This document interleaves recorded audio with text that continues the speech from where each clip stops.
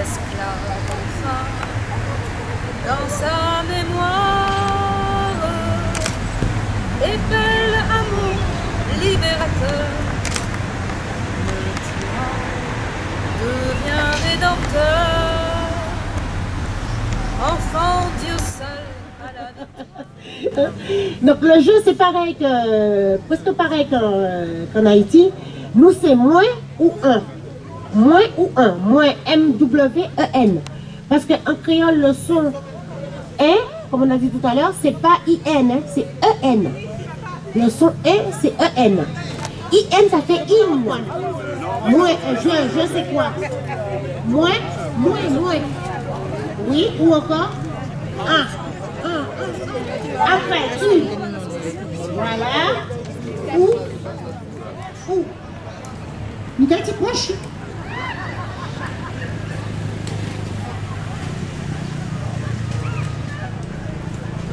Donc on sait très bien que c'est un petit proche qu'elle veut. Elle ne veut pas boire de l'eau, hein, c'est un petit proche qu'elle veut. Ça veut dire que le R est plus. Mais quand le R accompagne une consonne, on se transforme. Je parle. Là maintenant tu parles. Un cas parlé. D'accord? Donc le cas signifie le présent à l'instant T. Maintenant l'imparfait. L'imparfait, on disait j'étais. Oui, on peut pas parler. On peut pas parler, mais c'est vrai, on peut pas parler, j'ai dit autre chose. C'est TK. TK parler. Je parle. Et maintenant, ceux qui peuvent aller boire, qui veulent aller boire, peuvent aller boire. Mais... Je laisse la parole à Jocelyn quand même, parce que Jocelyn a une conférence à faire sur le commémorer utile, si je ne me trompe pas. Et puis, voilà, je laisse la parole à Jocelyn. Et puis, je vous dis merci beaucoup. Préparer un petit questionnement pour pouvoir partager sur un peu ce qu'on est vraiment. Bon, hier on avait une discussion intéressante avec les gens autour de la Cosmopolitaine et le film Trou de mémoire qui a fait remonter beaucoup de choses. Et finalement, ça peut être utile de continuer un peu ici. Tout le monde veut commémorer, on veut commémorer tout. On parle de conflit de commémoration, conflit de mémoire, de concurrence de mémoire. Et donc, il est important peut-être de commencer à clarifier un peu des choses parce qu'on risque de se retrouver avec tellement de choses. Nous avons pensé à trois grandes sous-questions, sous-thèmes. La conscience et les caractères ultramarins aujourd'hui, c'est-à-dire où est-ce que nous en sommes de notre évolution, de notre prise de conscience, de notre psychologie, de notre sociologie, voilà, notre culture, notre identité. L'autre chose, c'est quand on regarde l'ensemble des héritages ancestraux, donc de nous-mêmes ultramarins, merci des Français, j'ai envie de dire autochtones, des Européens, des autres pays, des Africains, tous ces héritages ancestraux, qu'est-ce qu'on en fait? Dans cette diversité, quelle posture on va avoir en étant confronté aux autres cultures, aux autres héritages ancestraux. Commémorer utile, c'est déjà pour que les gens sachent ce qui s'est passé et n'aient pas tendance à l'oublier comme ça. Donc on est le premier étage de la mémoire. Tu voulais réagir encore, Facile? D'accord. Aussi, que ça ne se renouvelle plus. Ça peut aider tout un chacun à mieux se connaître, le fait de comprendre son histoire. Peut-être que ça peut aider à tout un chacun de mieux se connaître et donc de mieux se comprendre. Voilà. Tout simplement. Et je pense que c'est important parce que chaque être humain est un individu et a quand même quelque chose à apporter à sa place dans la société. Donc découvrir son identité individuellement.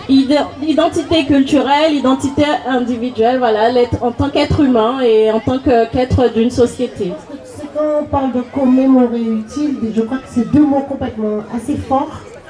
Donc il faut savoir réellement déjà le terme commémorer et le mot utile. Donc moi je les détache un à un. Je dirais commémorer, ça veut dire c'est un travail de mémoire qu'on doit faire. Et on ne doit pas le faire forcément aujourd'hui. C'est vrai que c'est le jour qui est approprié pour ça, mais c'est quelque chose qu'on doit faire, on va dire, c'est quotidiennement. Et utile, on va dire, pour que ce soit vraiment utile, c'est-à-dire il faut déjà qu'on tire des leçons par rapport à ce qui s'est passé déjà, mais aussi on est dans un... travailler avec son environnement et travailler avec les gens qui font son environnement.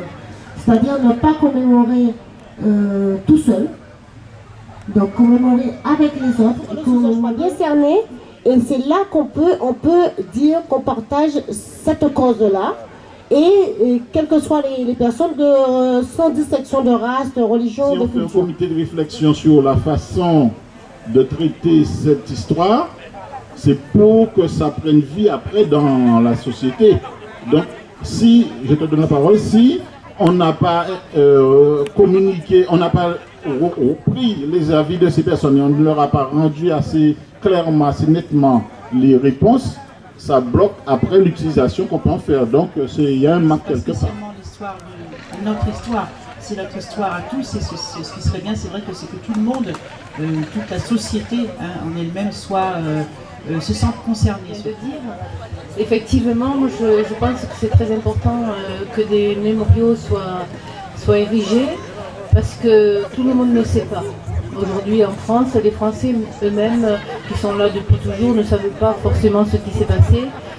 Moi personnellement, j'ai créé une association l'an dernier parce que j'étais allée à Nantes et que j'ai visité le musée château et le mémorial, et ça marque. Je veux dire, on ne peut pas savoir après ça, et s'il n'y a pas des bâtiments comme ça, s'il n'y a pas des actions comme ça, pour nous aider à savoir aussi, parce que c'est pas, jusqu'à présent, c'était pas trop montré, donc pourquoi? Donc maintenant que ça peut l'être, je crois qu'il ne faut pas trop mettre de barrage à ce qui peut faire avancer les choses. On a complètement caché, et que c'est vrai que là, aujourd'hui, on est pratiquement que des Antillais et des Antillaises, mais où sont les autres Français? C'est de l'histoire de France.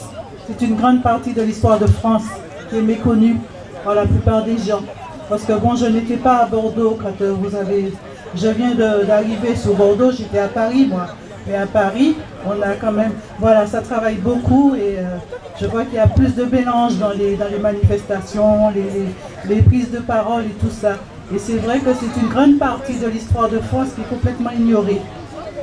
Et je ne sais pas pourquoi. Ça a été Nelson Mandela, comme Martin Luther King, etc.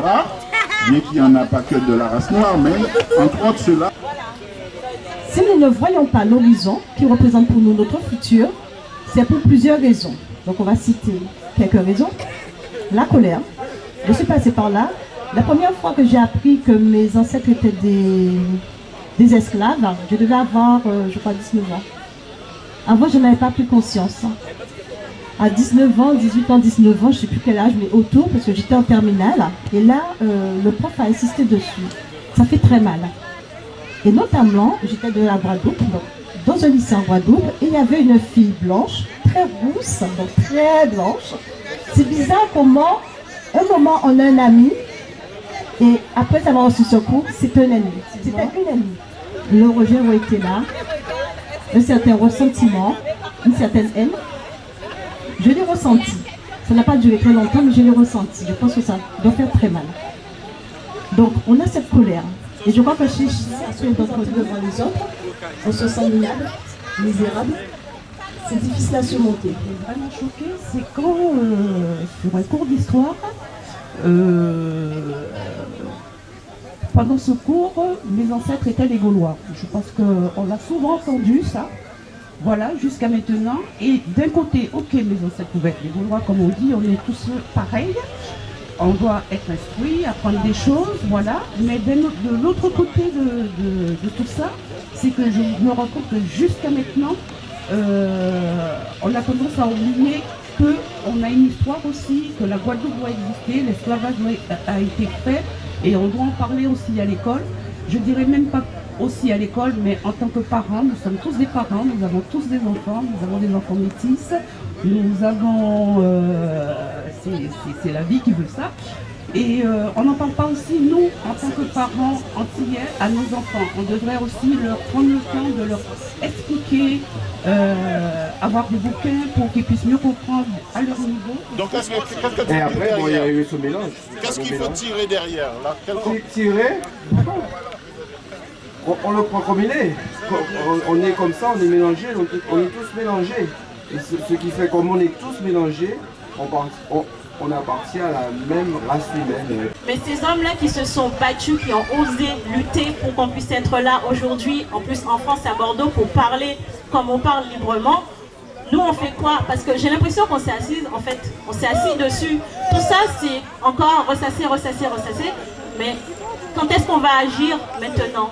Voilà. Ce que je veux dire, c'est que on est là on est tous unis là aujourd'hui, c'est bien, ça me fait plaisir. Mais sondons-nous, en fait, allons plus loin au fond de nous-mêmes, soyons honnêtes avec nous-mêmes. Est-ce que nous, Noirs, on n'a pas déjà ce problème-là déjà dans notre inconscient? Est-ce qu'on est déjà libre? Est-ce qu'on est déjà unis, assez unis pour affronter cette mondialisation? Est-ce qu'on n'est pas encore sous l'influence de l'esclavage? Est-ce qu'on est vraiment sorti de l'esclavage? Est-ce que c'est pas encore en train, malgré ces générations, est-ce que l'esclavage, le travail des colons n'est pas encore en train de se faire de génération en génération? Lorsqu'on parle de l'esclavage, on a l'impression que c'est tellement loin. Parfois, il y a des gens qui te disent, mais c'est du passé, c'est trop loin, arrête de rabâcher. Mais ce travail, si je crois bien, c'est 165 ans, 167 ans. Ma grand-mère a 103 ans. Mais tu t'imagines? Donc ça voudrait dire que l'arrière-grand-mère, voire la grand-mère de ma grand-mère, était esclave. Donc, c'est récent. Et tu sais que lorsqu'un travail a été fait sur la mentalité, sur le mental, on va dire même le mental de quelqu'un, c'est pas quelque chose qui va partir au bout de quelques années. C'est-à-dire, nous, on est là, c'est-à-dire, je le vois plus dans un truc de transition. On est dans une transition, dans une prise de conscience, justement, dans une conscientisation. Mais c'est à nous, justement, de continuer cette conscientisation par rapport à nos enfants. Parce que si on s'arrête là, tout est fini. Donc c'est pour ça qu'il faut aller plus loin, faire cette transmission à nos enfants, qui en feront à le leur, et etc. Peut-être on aura quelque chose, on va dire, dans 100 ans encore. Mais est-ce que le but, c'est d'avoir quelque chose là? Peut-être pas forcément, mais c'est au moins être le si peu de choses qu'on aura fait, ce sera déjà très très important. Et le fait d'être là déjà comme tu viens de le dire, on est de plusieurs cultures, mais le fait d'être là et de parler de ça, c'est déjà quelque chose d'important. Mais maintenant, comme j'ai dit tout à l'heure, c'est à nous de pouvoir se mettre autour d'une table et de dire qu'est-ce qu'on peut faire pour aller. C'est en 98 que j'ai découvert tout ça. Donc, on a quand même fait un énorme chemin depuis 98, mais le chemin il sera long, c'est vrai, comme disait la dame, il faut qu'on en parle à nos enfants et tout ça, mais déjà il faut savoir comment leur en parler à nos enfants, parce qu'on n'a pas appris ça. C'est un déni de ce qu'on est, d'où on vient, et c'est vrai qu'on a tout à s'approprier avant de le transmettre à nos enfants et à nos petits-enfants. Donc les choses ne se feront pas du jour au lendemain, hein, de toute façon. Parce que bon, l'esclavage a duré quand même combien d'années? Je ne sais plus, 400 ans? Combien? 300 ans? 4 siècles? Enfin, peu importe. Les esclaves, ils ont mis tout ce temps à se libérer. Donc nous, on ne va pas être libérés comme ça de notre esprit, de ce qu'on nous a mis dans l'esprit et de ce qu'on ne nous a pas mis dans l'esprit, justement. Donc il y a tout ce chemin à faire, et c'est vrai que partant de d'où on vient, en sachant maintenant d'où on vient, on doit s'armer du même courage que nos ancêtres ont eu et de patience. C'est l'esclavage colonial qui a créé la première mondialisation. Il y a longtemps qu'on est dans la mondialisation. Et ça, je veux dire, c'est très ancien. Il y a une nouvelle mondialisation maintenant qui a mis en œuvre d'autres moyens, d'autres pays, etc. Et qui pose problème à tout le monde, hein. Il n'y a pas que vous, parce que l'Europe entière est concernée, le monde entier est concerné par cette économie qu'il va falloir partager. Et comment? Parce qu'actuellement l'esclavage sévit encore plus dans de nombreux pays, vous avez pu le voir sur les bâches. Je veux dire, la mondialisation cause autant d'esclavagisme qu'avant. C'est ça le grand problème actuel, je veux dire. C'est très important que vous vous posiez, que vous fassiez votre travail de mémoire sur votre famille, sur vous-même, c'est absolument nécessaire. Mais il faudra un jour faire votre deuil de ce qui s'est passé. Et les monuments permettent aussi de faire d'arrêter une histoire en disant voilà, il s'est passé tout ça, maintenant tout le monde le sait, il faudra que tout le monde soit d'accord sur le fait qu'il s'est passé des choses horribles et que l'humanité a été vraiment débordée par quelque chose d'impensable. Mais en même temps, il faut repartir maintenant après. Il faudra quand même réussir à se libérer de ce fardeau-là quand même, parce que c'est vraiment terrible. Et ça libérer, c'est parler avec ses enfants déjà, parce qu'on parle de l'école. Mais moi j'y vais avec mes bâches dans les écoles, dans les collèges. Mais si les enfants ne sont pas au courant, c'est aussi parce que leurs parents n'en ont pas parlé. Et ça, c'est le grand problème, c'est le déni qui a été fait par les parents eux-mêmes. Le voile a été posé à un enfant. J'entends bien voilà, c'est pas seulement une question de protection, parce que si on se protège, on commence par la vérité. C'est la vérité qui protège. Hein? Parce que si j'avais entendu en France des gens lever le petit doigt pour dire que c'est immonde que la France ait fait payer à Haïti une rançon qui l'a mis exempt tout le temps, hein? Si j'avais entendu ça une seule fois en France, j'aurais compris que les gens puissent parler comme ça. Mais personne ne l'a fait. Hein? Donc c'est pour ça que je dis c'est indigne.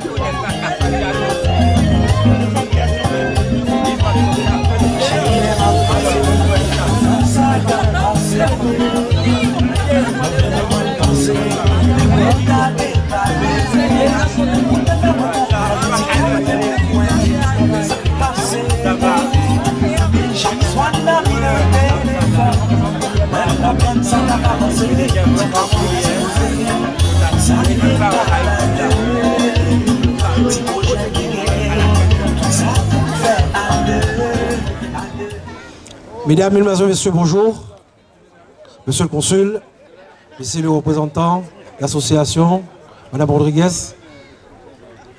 Je tiens à vous remercier tous d'être venus parmi nous aujourd'hui pour célébrer ce moment, un moment solennel, un temps fort, marqué par la Cosmopolitaine chaque année sur ce square, le square Toussaint Louverture.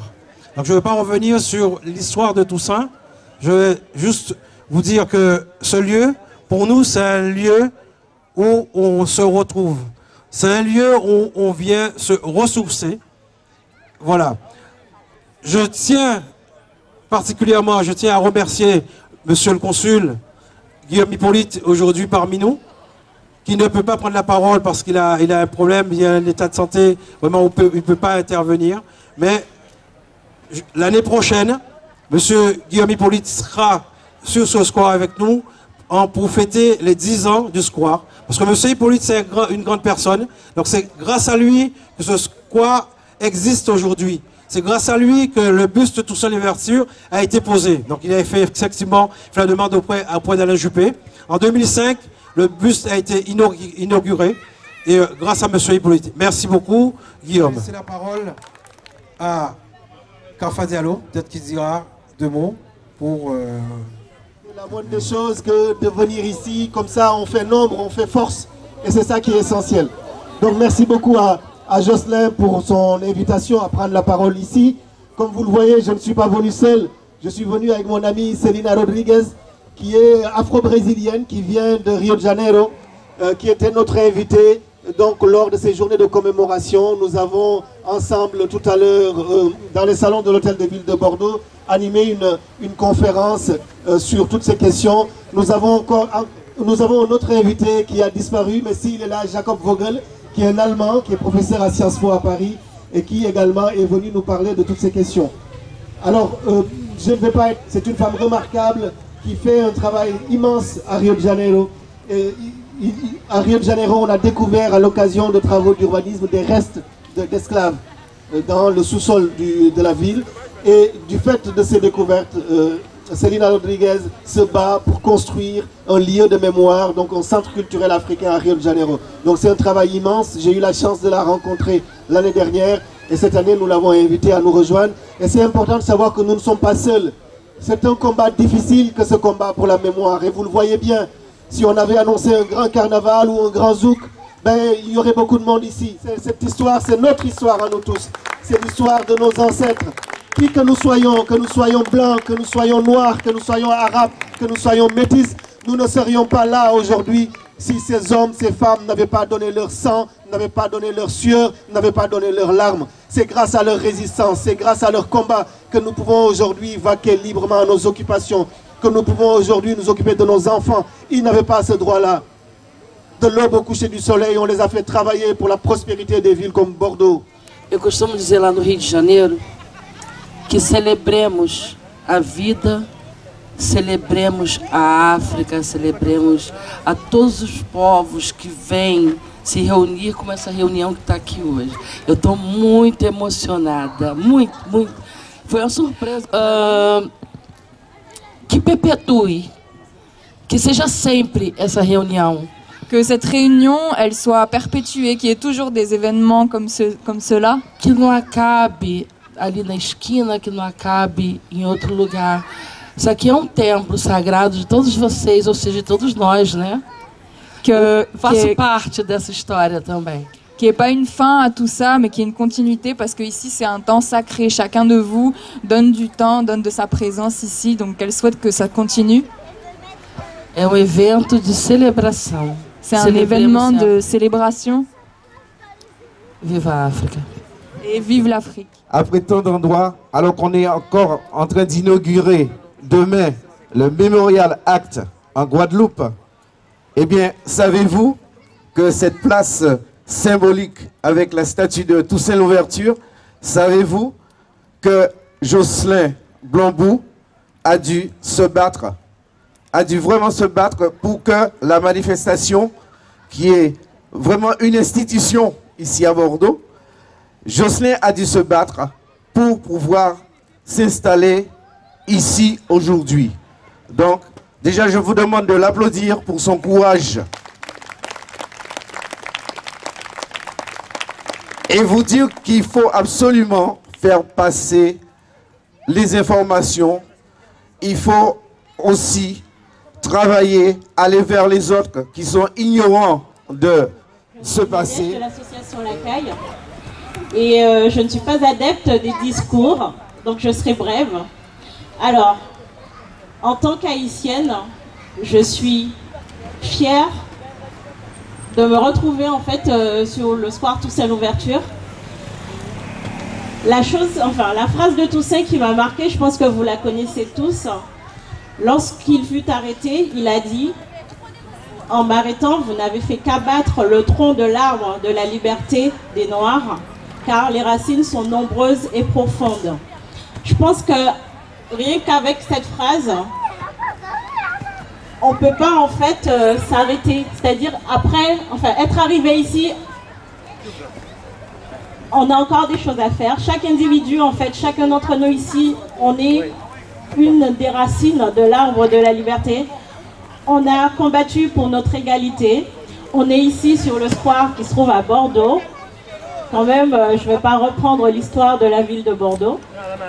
Donc pour moi, tout ça, c'est symbolique. Donc je suis à ma place ici, je suis fière d'être haïtienne et je suis fière d'être noire.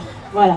Et à peine que Toussaint Louverture a été précieusement fait prisonnier et amené en France, et emprisonné au Fort du Joux, et sur le bateau qu'il a mené, c'est ce que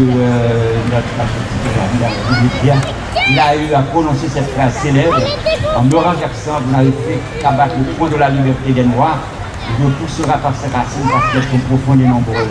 Et c'est cette phrase que j'ai voulu pour mettre sous le stèle, pour dire que c'est lui le précurseur. Si maintenant la 1803 est à peine parti, tous ces généraux ont déclaré la guerre totale jusqu'à créer la première République noire au monde le 1er janvier 1804. Alors c'est tout ce que je voulais vous dire là-dessus pour l'histoire de ce stèle-là de Toussaint Louverture.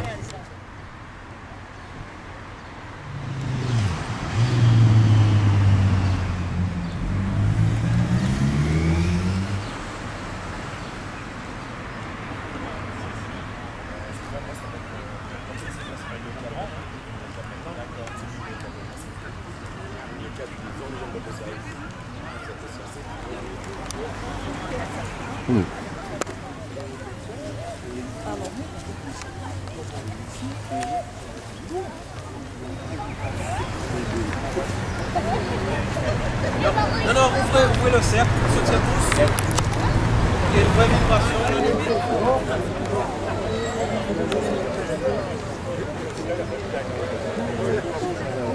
On se mettra autour de la stèle.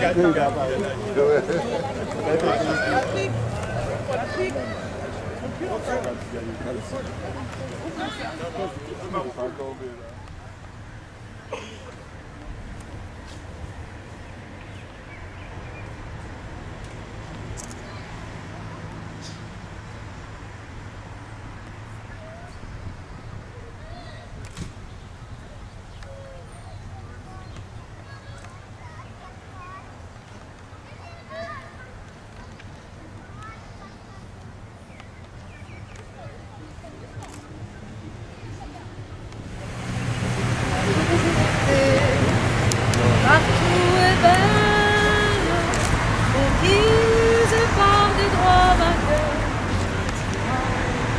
Devient rédempteur, enfant Dieu seul à la victoire. Le cœur de chercheur et l'eau de la martyre.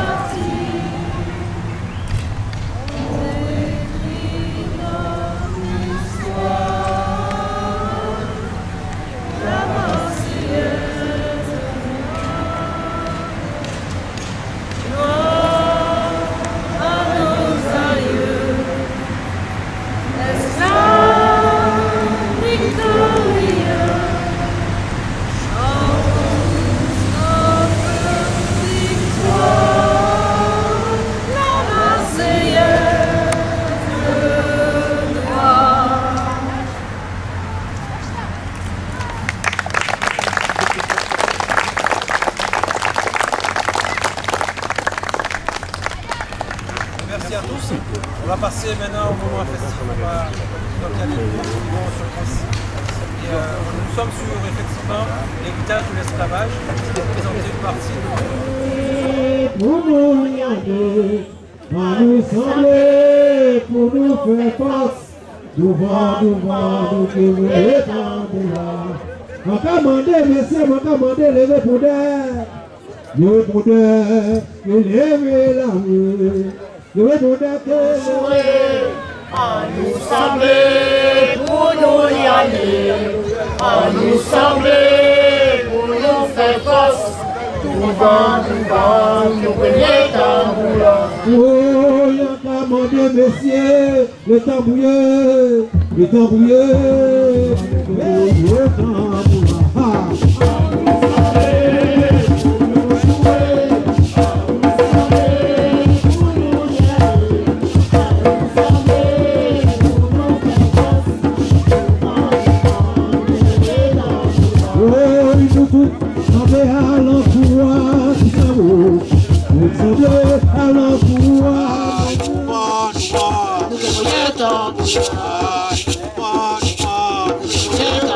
Yeah.